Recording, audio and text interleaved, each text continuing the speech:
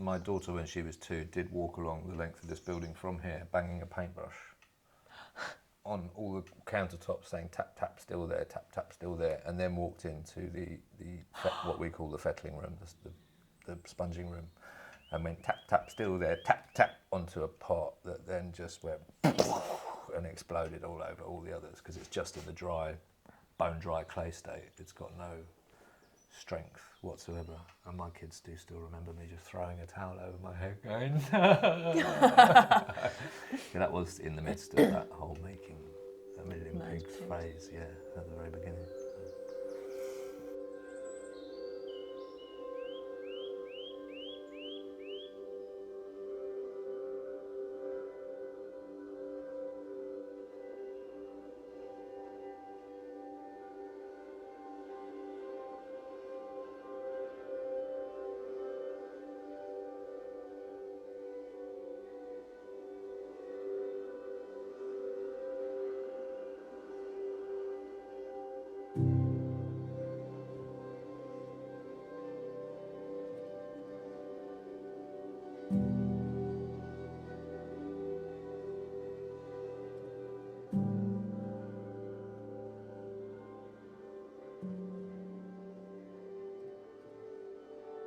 Josh and I both moved down completely separately from London to near Rye to be closer to family.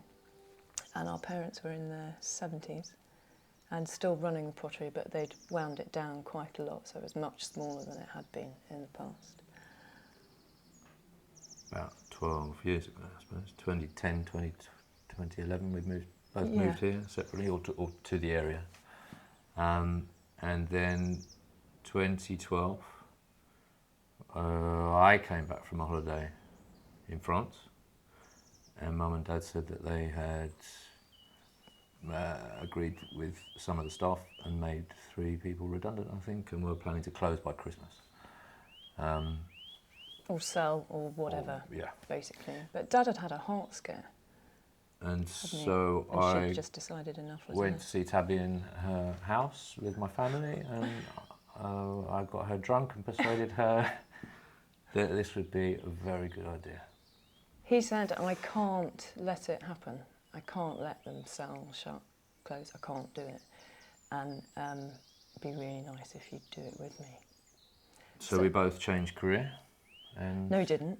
We started out by Josh had bungling along. 2 jobs, yeah, because Josh was an actor, so obviously he had another job, which was a beautiful online shop selling recycled, reused or reclaimed products, which had been quite successful. And he was like, if I can move my products into the shop, then I can keep that going, and then you can come and help me, and you can do your other work when there aren't customers in the shop.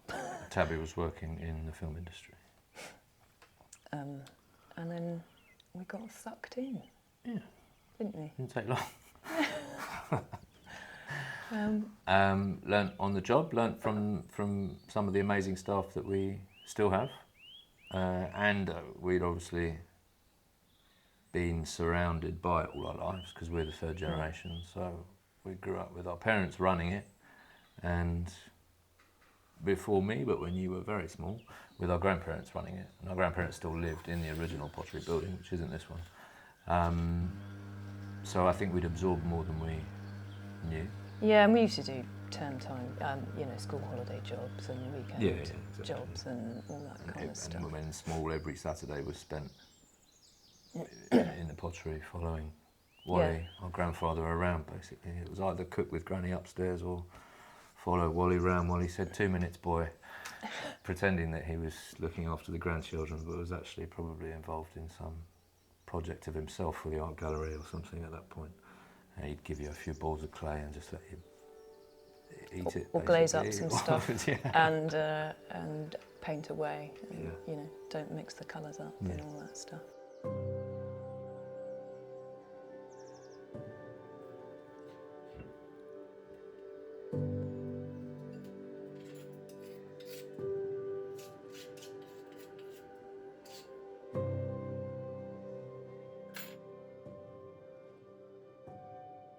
An antiques expert who had filmed at the pottery back in the early 2000s, interviewing our father, and painting a pig himself and Talking doing a about whole pigs sort of 5 or 6 minute feature on pigs, and specifically the Sussex Pig, died. And as a result, this BBC antique show re-aired some of his best bits in a kind of celebration episode. They did a whole hour of ceramics. Bang after the 6 o'clock news, prime time telly, and we didn't know. Literally, we didn't know it was on. We had no idea that Dad was being rolled out in his interview, you know, 8 years after he'd done it. And it was... We came back in the next morning and the answer phone was completely full. The website, which was pretty antiquarian at the time, was just awash with messages. And I think we sold, it's a lot for us because we were a small business, but I think we sold about 140 all over the world. But as we make them, as you see, in batches of 5, it was a bit of a baptism of fire.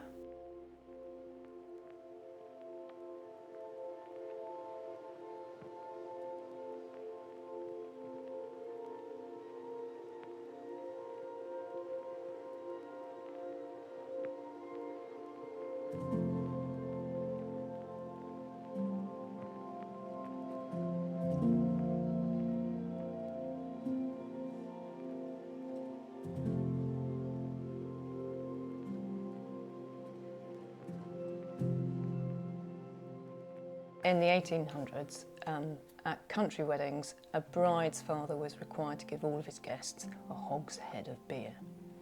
And so the body serves as a jug and the head serves as a cup, and they would toast the happy couple. And there's a Sussex poem, which is, "You can pook and you can shove, but a Sussex pig won't be druv."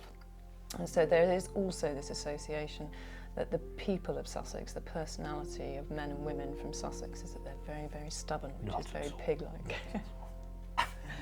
So that's the principle.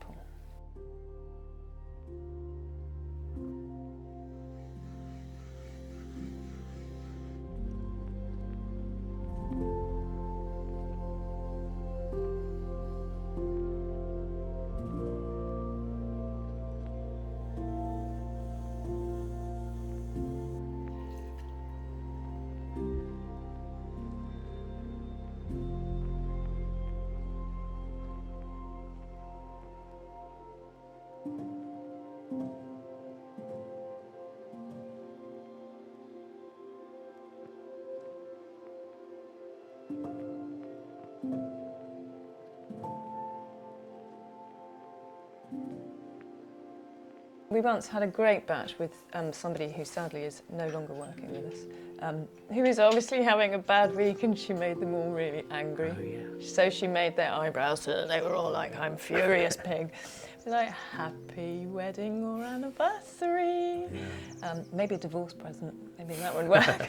Happy divorce. And we did some wild boars. I can't remember what we did different.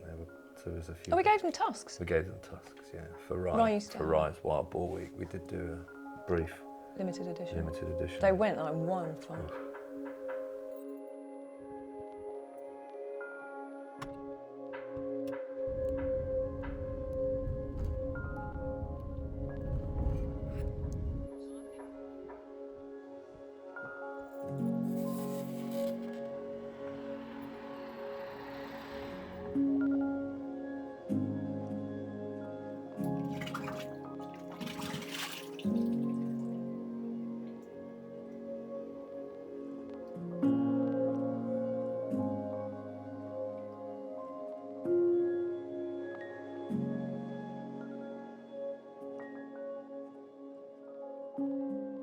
No, they've been very good to us, actually. The piggies. The pigs have been kind. Yeah. They bring good vibes and good karma everywhere they go. They're really fun, and you'll meet Laura, who paints a lot of them for us, but also says that they're her favourite thing to paint.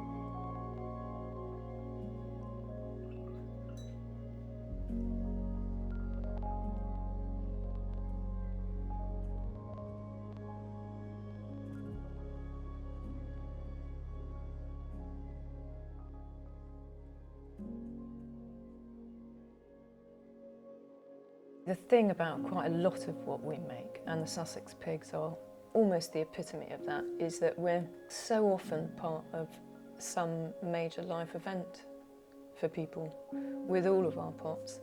And it's been absolutely joyful to be part of the happier side of life, of someone sending someone a message to say I love you or I'm sorry I can't be there. So it's actually been incredibly uplifting Or to you're be part stubborn. of that process. Oh yeah, love you, you stubborn bastard. You stubborn pig. Yeah.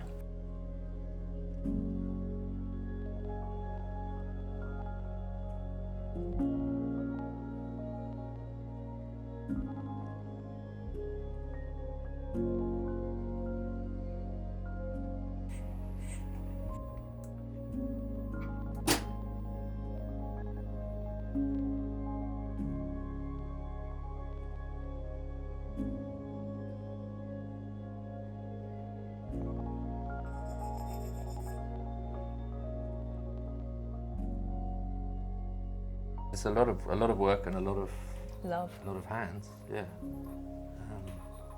a lot of time. Why do we do it? It's an insane way to make a living. Oh dear. Would probably fit the Sussex rhyme. Yeah, stubborn. Yeah. Stubborn Coleys. Yeah. Perfectionist, that's what you are, that's the problem.